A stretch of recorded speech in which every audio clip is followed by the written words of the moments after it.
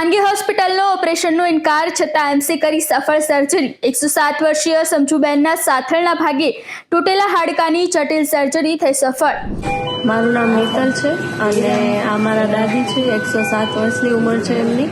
અને જ્યારે રાતે વોશરૂમ જતા હતા તો પડી ગયા અને એને સાથળમાં ફ્રેક્ચર આવી ગયેલું હતું। તો પછી અમે ઘણી બધી બીજી હોસ્પિટલમાં પણ ગયા હતા, પણ પછી અમે એમ્સમાં આવ્યા અને અહીંયા એમ ડૉક્ટરની બહુ બધી સારી સર્વિસ છે અને ઓપરેશન તો મોસ્ટ ઓફ બધાએ ના જ પાડી દીધી હતી, પણ અહીંયાના ડૉક્ટરે રિસ્ક લીધું અને સક્સેસ પણ ગયું છે। એટલે બહુ સારી સર્વિસ છે, બહુ સારું મેડિકેશન છે, સતત ઓબ્ઝર્વેશન, સતત મોનિટરિંગ, દિવસ અને રાત બાની સાથે જ રહ્યા છે એ લોકો। અને જમવાનું પણ આ લોકો અહીંયાથી જ જે પ્રમાણે એનો રિપોર્ટ આવે છે એ પ્રમાણે એ લોકોનું જમવાનું પણ પેશન્ટ માટે અહીંયાથી જ આપે છે।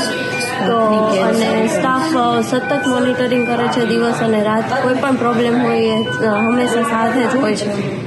અને હું બધાને રિક્વેસ્ટ કરીશ કે કંઈ પણ તકલીફ હોય તમને કોઈને તો એકવાર એમ્સમાં જરૂર બતાવો। અમને તો આશા જ નહોતી કે અમારી બા પાછા આવશે, પણ ડોક્ટરે એટલું વ્યવસ્થિત ઓપરેશન કર્યું। 50% ચાન્સીસ હતા બાના જીવવાના અથવા તો રહેવાના।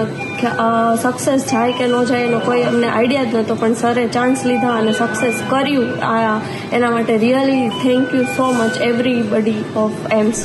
કેવી સારવાર મળી? બહુ સરસ સારવાર મળી છે અને હોસ્પિટલ તો બહુ જ સારી છે। અમને તો એમ બહુ ગમ્યું, એમ કે ના સ્ટાફના માણસો બી એટલા સારા છે કે બધી બહુ કેર કરે છે બાની, એમ ઘણું બધું ધ્યાન રાખે છે, જમવાનું આ તે બધું એના ડાયટ પ્રમાણે આપે છે। અને સારું, અમે તો ગમે એમ જ કહેશું કે ભાઈ એમ્સમાં જ જવાય। અમને આશા નહોતી અમારા બાની કે પાછા આવશે એવી, પણ ડૉક્ટરે બહુ વ્યવસ્થિત ઓપરેશન કર્યું અને આજે બાની જિંદગી બચાવી લીધી એમ।